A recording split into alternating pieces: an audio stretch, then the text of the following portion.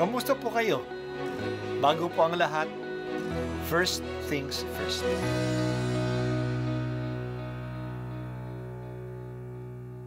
Good morning po.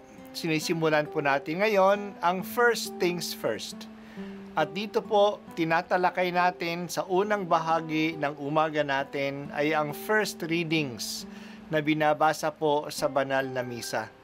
Ito pong tinatalakay natin kasi madalas po kasi marami na tayong alam tungkol sa gospel readings. Pero konti po ang nagsasalita sa first readings. Pero ang first readings, bahagi din po yan ng Biblia, ng banal na kasulatan. Kaya susubaybayan po natin ang mga first readings.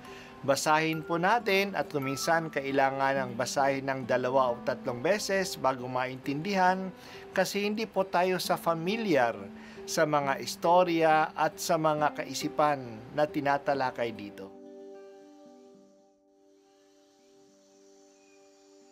Ang pagbasa mula sa mga gawa ng mga apostol.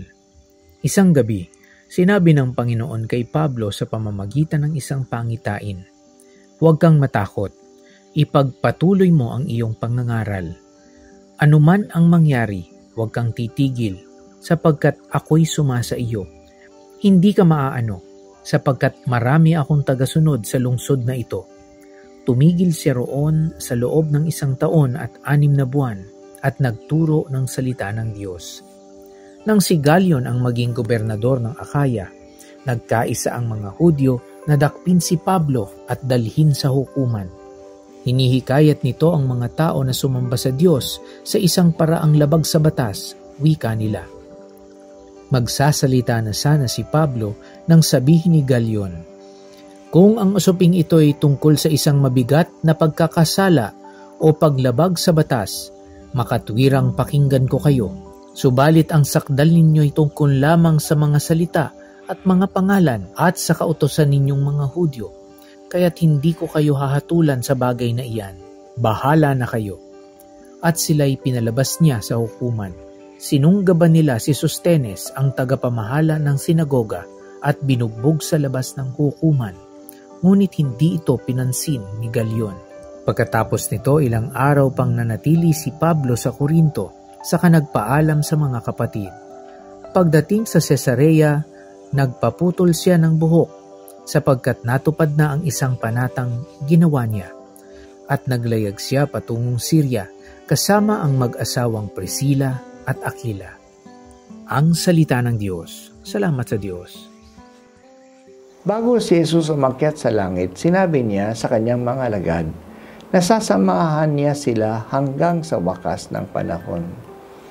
Kahit na siya ay aakyat sa langit, hindi naman niya iiwanan ang mga alagad. Nandyan pa rin ang kanyang presensya at pagsubaybay sa kanila. Naranasan ito ni Pablo. Hindi naging madali ang misyon ni Pablo sa Corinto. Marami ang hindi naniniwala at kumokontra sa kanya. Pero nagpakita ang Panginoong Jesus sa kanya. Inassure siya ni Jesus. Hindi kaya't siya na huwag siyang matakot at ipagpatuloy ang kanyang misyon sapagkat sinabi niya, "Ako ay sumasa iyo." Hindi niya pinabayaan siya doon. Lingid sa kanyang kaalaman na marami namang tagasunod kay Kristo sa lungsod na ito. Akala niya mag-isa lang siya. Akala niya walang naniniwala sa kanya. Dahil sa assurance na ito, nanatili si Pablo sa Corinto ng 1 taon at kalahati na nangangaral at binubuo ang community dito. May isang pagkakataon na dinakip siya ng mga Hudyo na kumukontra sa kanya at dinala siya kay Galion, na gobernador ng probinsya ng Akaya, kung nasaan nabibilang ang lungsod ng Corinto. Inakusan siya na ginugulo daw niya ang kanilang community kasi nag-introduce siya ng bagong pagsamba sa mga tao. Gusto sanang sumagot si Pablo pero hindi na sila dininig ni Galion. Tama naman siya.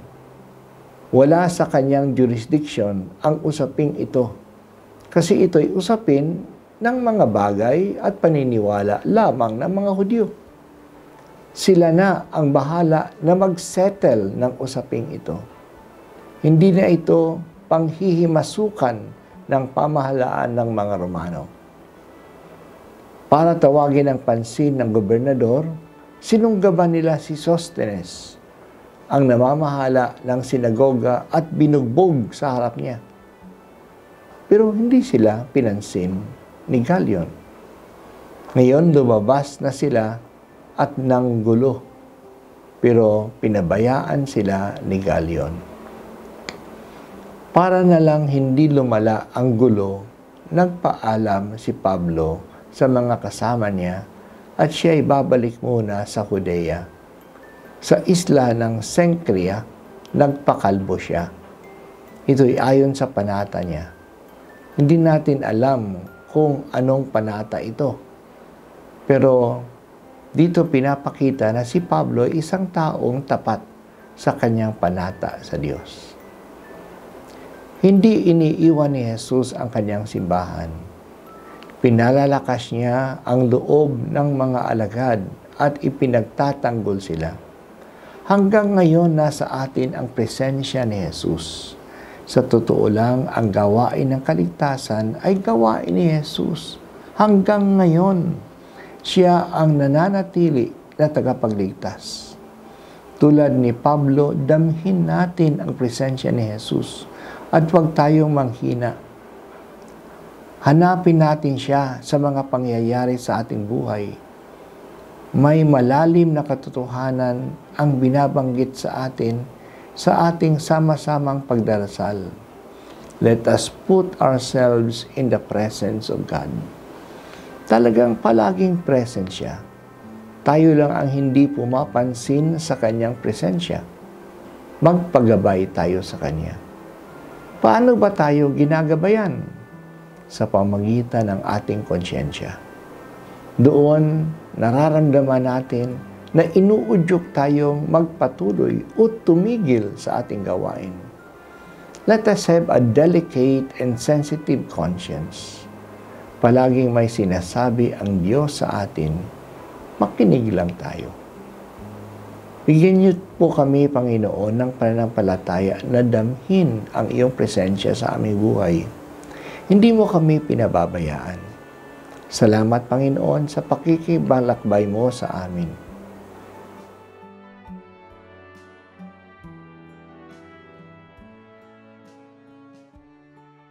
At ako po ay si Bishop Broderick Pabilio dito sa First Things First.